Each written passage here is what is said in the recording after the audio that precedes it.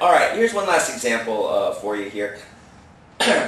Anytime I have somebody between my legs, once again, power comes from my hips, my center of gravity. I want it as close to my opponent as possible. Right now, I actually don't have optimal closed guard position.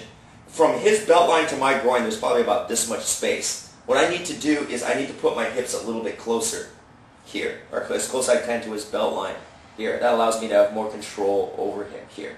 Okay? Now, a common technique is called the hip bump here. Now, let me show you the common way that most people teach it here and the problem that tends to arise. I uncross my ankles, I sit up here, and then I bump the person over here. Okay, and I get on top. Now, this actually takes a little more effort than it needs to in the way that I just demonstrated. The reason being is that when I uncross my ankles here, my hips are pointing straight forward here. Okay, like this. So as I turn my upper body, it's as if my upper body is twisting way more than my lower body, and this takes much more effort. I could feel it in my abs. It's just, I mean, it's not straining me, but it takes more effort, and it negates the effectiveness of the maximum effectiveness of the technique here.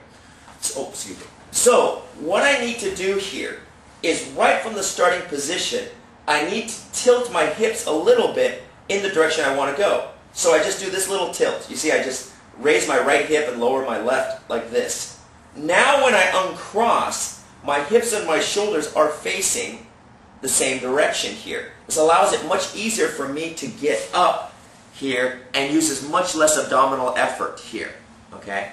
So, once again, here, I tilt my hips out, I uncross my ankles. Now, you see how my body's facing sideways here? Versus before, I uncross, my hips are facing straight. This is just much more effort on my part. I feel my upper body's twisting so much more than my lower body. So tilt, uncross. Now this becomes much easier here. Okay? Also, when you do this, what you're doing is you're taking your center of gravity here and hitting his upper body. Okay? So that's the other thing, right? I don't want to be too far away because I feel like if I'm too far away here, where I hit him, it ends up being much lower here. While if I am closer to him and I tilt, when I put my hip into it, when I push off with my right leg, it allows me to hit him much higher in the body here. While if I'm farther back, I feel my hips are ending up much lower on him here. So once again, these are just some pointers in regards to the hip bump from the guard. Alright, I want to discuss a few more details in regards to the initial hip movement of the hip bump and other benefits of it here. Once again, I want to use this line on the mat here to kind of help you understand a little bit better this movement. Okay, so just pretend my ankles are crossed. I'm going to put my spine directly on this line. When I say tilt your hips up, I am not saying, for example, take your right side and move it over like this. Okay? Once again, pretend my ankles are crossed. What I'm saying is that you need to take the left side and pull it over in this direction here, and that coincidentally lifts this side up. Now, when you do this also, my upper body, see how I'm actually bent here, okay? I don't want this. I want to realign my body. So my shoulders need to turn a little bit. So if this hip is a fraction of an inch off the ground, this shoulder is also off the ground here. So I don't want to tilt my hip and this shoulder be flat, or else I'm counter-rotating myself here, okay? So, once again, here. Also, when you do this, it's got to be a very subtle and small movement. In reality, right, if I have somebody in my guard here, I'm only doing this. It's very small. I'm not trying to do this here. Nobody's going to let you do it that big, and it's too easy and too obvious what you're doing. But a small little tilt out like this here of your hip, it will start with your hip and then your shoulders here. Okay, so here, 1, 2, you see how I'm no longer on the line. I'm actually angled off just a slight amount here. Okay, now the difference with doing something like this is most people, once again, when they do the hip bump, they uncross their ankles, and when they want to do it here, open your palms and press down on me here. Okay, they say, well, if somebody has posture, you've got to break their posture first somehow and all this other kind of stuff. The reason being is because their body is flat here, okay?